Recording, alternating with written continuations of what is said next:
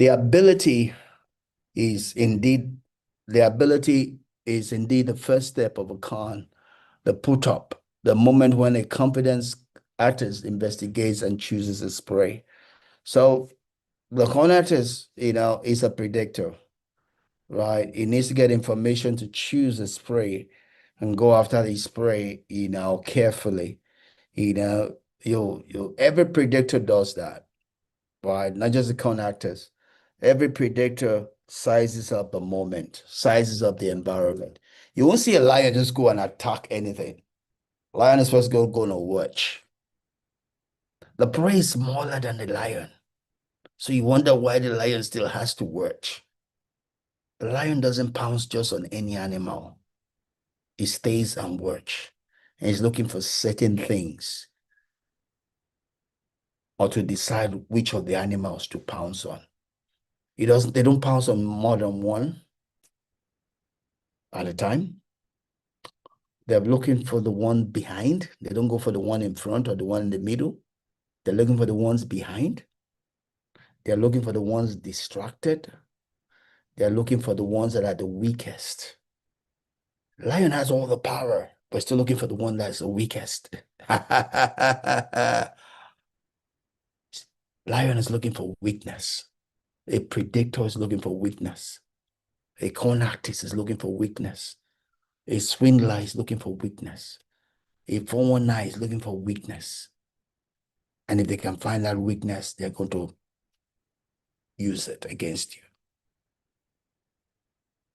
And that's what's important, that we know ourselves also, we don't deceive ourselves. You should know your weaknesses and admit it. Because if someone finds out your weakness that you're trying to hide, he will run riot on you and will win. Because you yourself have not accepted your weakness. Therefore, you have not put the right protection around your weakness. Because until you accept your weakness, you cannot defend against it. When we accept our weakness, then we'll put defenses, we call boundary conditions around them, right? So that's why we all need healthy boundaries around us, right? When I know my weakness, I put healthy boundaries around me. I'm a man of God. I've been born again the last 42 years. I'm still flesh. I still get crazy when I see beauty. My head can go upside down when I see a naked body. I don't deceive myself. I'm spiritual doesn't mean I still carry this body, and this body flesh reacts to the things that are heavenly. If I don't know that, if I don't accept that, then I will expose myself to places, that can easily overcome me. I was in Thailand a few years ago, and we stayed in an hotel.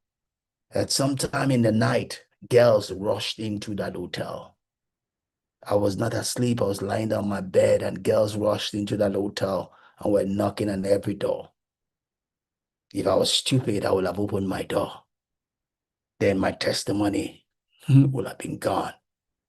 Today I can post freely on social media because I know my record is clean. That's because I accept my weakness. I'm man, I'm not spirit. I'm man, I'm not spirit. I'm man, I'm not spirit. So I don't want to expose myself to the things that will make my flesh overcome me. Right? You need to know your weaknesses, accept them, and protect yourself against them. You need to know your strength also, and know that your strength also has limits. Don't be too overconfident in your strength as well, because your strength can kill you just as much as your weakness can kill you. Because if you are too overly confident in your strength, it can fail you because you're still human, right? So if we don't accept our weaknesses or our strengths, the enemy will use them against us. The swindler is looking for those. Yes, this is your strength. It can give you things along your strength, all in a bit to hook you, just as much as it can expose you to the things that your weakness, all in a bit to hook you. In the Bible talks about a king. I think that's Balaam and Balak, and he called the prophet to come curse Israel, and the prophet could not curse Israel because God protected Israel. So God was a secure protection. Guess what? It wasn't only God that was a protection against Israel. Israel was also the protection against itself by what it did or did not do. Balaam knew that. So Balaam advised Balak and said, hey, I can't curse you. God will not change his mind. But these people can change their own mind. Send the women amongst them. Send the women amongst them. Send the women amongst them.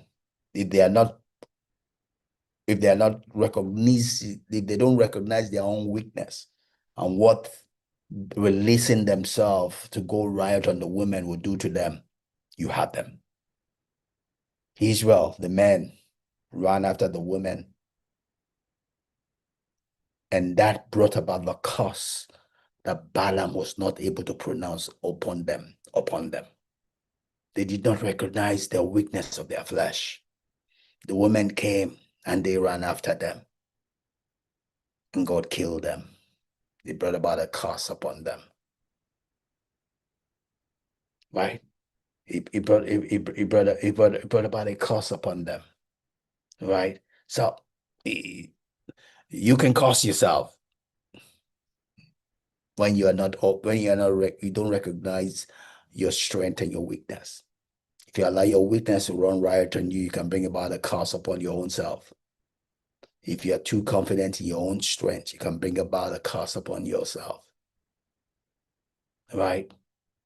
So you need to know that. You need to know your strength, your weakness, and thereby, have healthy boundaries around yourself, healthy boundaries around your weakness, healthy boundaries around your strength.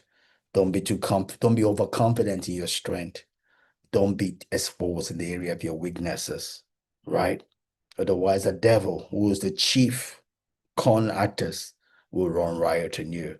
His children also can run riot on you when they see that you don't have a defense for yourself, right? When they see that weakness, they can run riot on you. I came back here to work locally 2016, and I guess I came back with an innocent mind, right? A mind that thought good of everybody, and that was used against me, right? You know, that was used against me, and in a sense, it was my fault. I didn't know better. I didn't protect myself. I wasn't cognizant of my weakness, not my strength. I just loved everybody and just thought I called myself a free spirit, but that word is not. You have to have some reservations around that because that to this world is not that open to free spirit, right? Free spirit, people are going to set a trap for you. You cannot. A free spirit is as good as a simple person, a stupid person. All right. You got to be prudent about your ways. You can't be free spirited towards all. You got to watch. You got to watch. You got to watch. As much as you love people, not everybody necessarily loves you. Again, I come back to what my mama used to tell me as I began to be faithful in church, giving to church, and all of that. And mama said, hey, not everybody that comes to church has the same spirit. So be watchful. Watch your back. Watch your back. Not everybody comes to church and comes for God. A lot of people come for themselves, including people on the pulpit. They have other agendas other than God. They have other agendas other than going to heaven. So be careful. Don't assume everybody wants to go to heaven. Not everybody wants to go to heaven. Not everybody even believes in heaven. Not everybody believes in God, even though they come to God church. You'd be surprised. There are people on the pulpit that don't believe in God. So if you believe in God, believe in heaven, protect it. Protect it. You might be the only one in your church that does. Protect it. All right.